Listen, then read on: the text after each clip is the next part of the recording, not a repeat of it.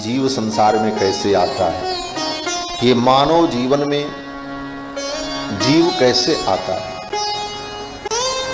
कहते हैं जिस जीव को मानव योनि में जन्म लेना होता है उस जीव को पता नहीं होता कि हमको अगला जन्म क्या मिलेगा।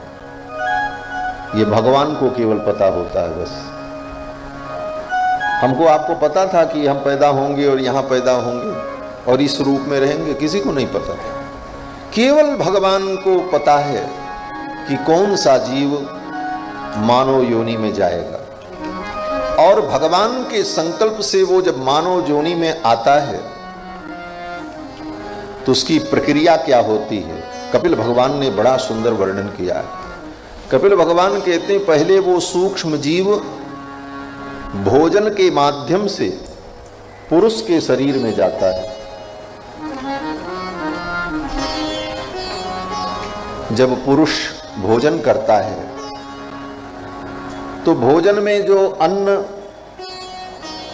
हम ग्रहण करते हैं उसी अन्न के माध्यम से वो सूक्ष्म जीव हमारे शरीर में प्रविष्ट होता है।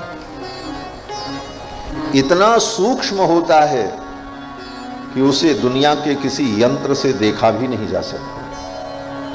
कितना सूक्ष्म होता है तो वेद भगवान कहते हैं कि बालाग्र शतभागस्य शतधा कल्पितस्य च। बाल की जो नोक है, बाल की नोक के 100 टुकड़े करो और बाल के अग्रभाग के 100 टुकड़े करने पर जो एक टुकड़ा है फिर उसके 100 टुकड़े करो। बाल की नोक का 10,000वां हिस्सा बालाग्र शतभागस्य शतधा कल्पितस्य च भावो भागो जीवस्य विज्ञेयः। इतना सूक्ष्म ये जीव है, तभी तो सभी योनि में जाता है। बहुत से ऐसे जीव होते हैं जिनको हम आंख से नहीं देख पाते, मशीन से देखना पड़ता है। उनके अंदर भी चेतना है। क्यों बोले? वो सूक्ष्म जीव इतना सूक्ष्म इसीलिए है कि सूक्ष्म से सूक्ष्म शरीर में उसका प्रवेश हो सके। तो उतना सूक्ष्म वो जीव भोजन के माध्यम से पुरुष के शरीर में जाता है। उस जीव को पता नहीं रहता मैं इस समय कहाँ हूँ, किस यात्रा में हूँ। फिर भोजन के माध्यम से वो रस बनता है, रस से वो रक्त में जाता है, रक्त से वो मांस में प्रविष्ट होता है, मांस से वो अस्थि में प्रविष्ट होता है और हड्डी में प्रवेश करने के बाद वो मज्जा में प्रवेश करता है और मज्जा में प्रविष्ट होने के बाद उस पुरुष के शरीर की उत्तम धातु में उस जीव का प्रवेश होता है और फिर गर्भाधान काल में वह सूक्ष्म जीव माँ के गर्भ में प्रविष्ट होता है। कपिल भगवान कहते हैं जब माँ के गर्भ में वो प्रविष्ट होता है तो कललम त्वेक रात्रेण पंचरात्रेण बुद्बुदम, एक रात्रि में वो कलल के समान होता है, 5 रात्रि में वो बुद्बुद के समान हो जाता है। दशाहेन तु करकंधु, 10 दिन बीतने पर बेर फल के बराबर हो जाता है।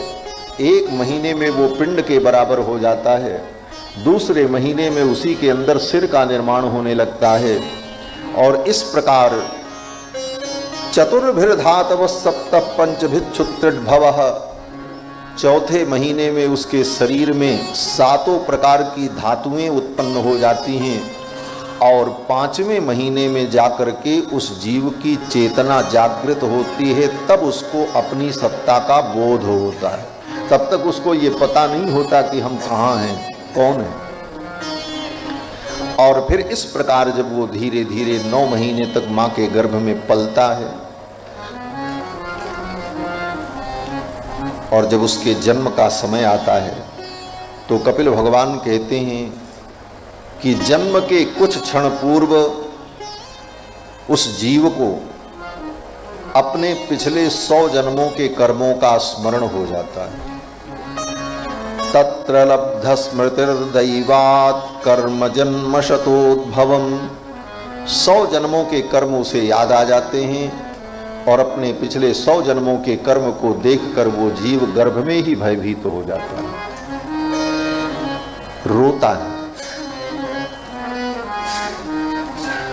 और भगवान से प्रार्थना करता है कि यद्योने प्रमुच्येहम प्रपद्ये पुरुषोत्तमम, इस गर्भ से बाहर मैं जाऊंगा तो हे पुरुषोत्तम मैं आपकी शरणागति करूंगा। आज तक हमने इतने कर्म किए और अनेक योनियों में मैं भटकता रहा, लेकिन अब मैं मानव योनि में जन्म लेने जा रहा हूं। इस योनि में जन्म लेकर मैं केवल एक काम करूंगा, आपका भजन करूंगा और कुछ नहीं करूंगा। अब जग जाहि भजों चक्रपाणी, अब जगत में जाकर चक्रपाणी का भजन करूंगा।